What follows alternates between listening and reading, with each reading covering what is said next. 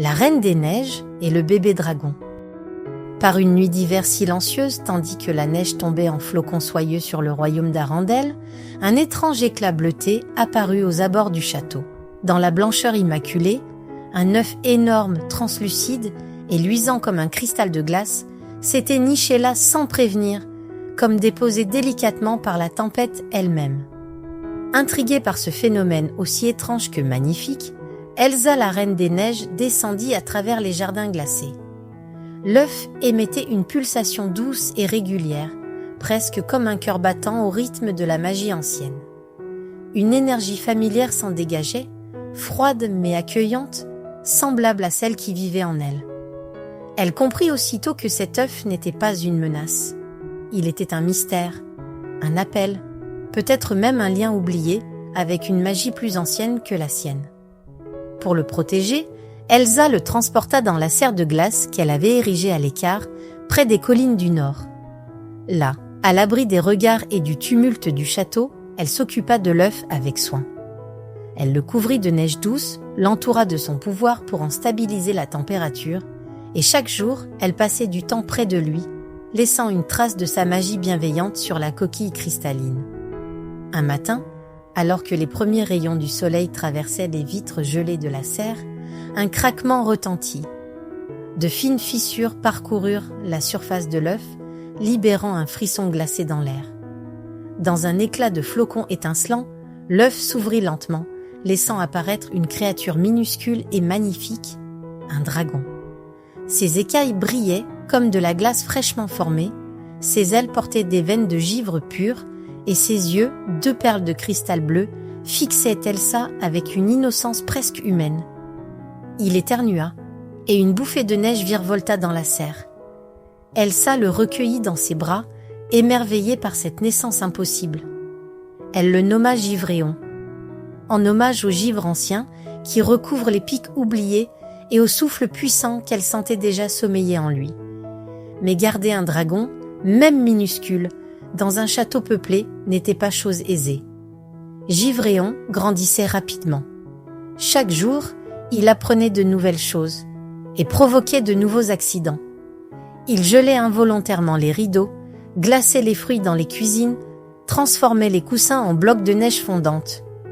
Elsa comprit qu'il ne suffisait pas de le cacher. Il fallait lui enseigner.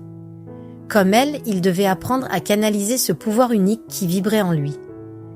Mais un jour, la curiosité l'emporta sur la prudence. Givréon s'échappa pendant la nuit, attiré par les lumières d'Arendelle.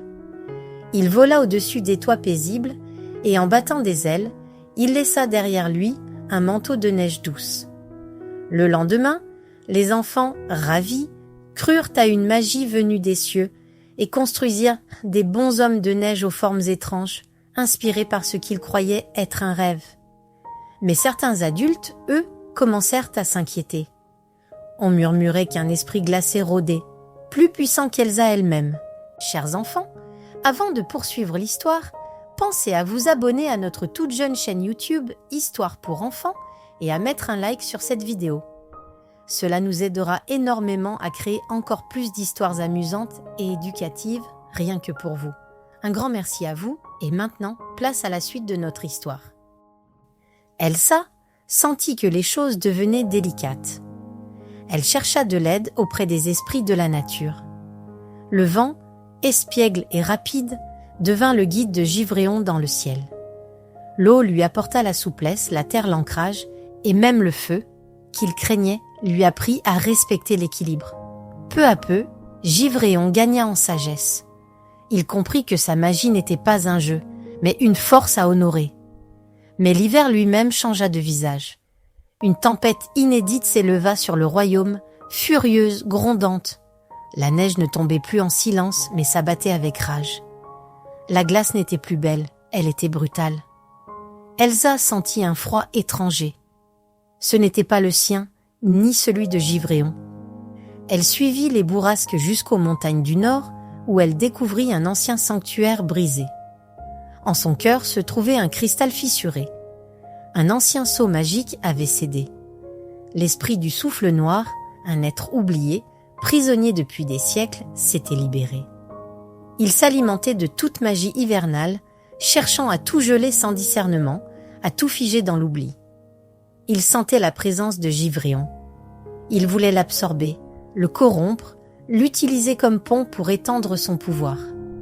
Elsa tenta de l'arrêter, mais la tempête était trop vaste, trop ancienne.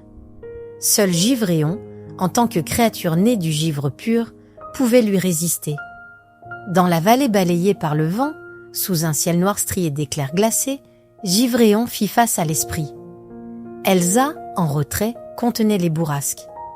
Givréon ferma les yeux un instant et regroupa toute sa force. En ouvrant les yeux, son souffle devint lumière. Il déploya ses ailes, créant des éclairs et de tonnerres puissants. Le souffle noir hurla, se débattit, mais Givréon l'enferma à nouveau dans la glace par sa force et ses attaques redoutables. Peu à peu, la tempête se transforme en silence. Lorsque tout fut terminé, le ciel s'éclaircit et la lumière du matin fit scintiller les neiges nouvelles. Essoufflé, affaibli, Givréon s'effondra. Elsa courut vers lui, le souleva doucement, comme elle l'avait fait lorsqu'il était tout petit. Son corps était froid, mais il respirait encore. Elle pleura, et ses larmes, tombant sur ses écailles, devinrent des fleurs de givre. Depuis ce jour, les habitants d'Arendelle racontent qu'un dragon blanc veille sur eux. Lorsqu'un flocon descend lentement du ciel par temps clair, on dit que Givréon sourit quelque part, haut dans les nuages. Elsa sait qu'il n'est plus un secret, mais un gardien. Un aliéné de la neige, du mystère et de l'amour.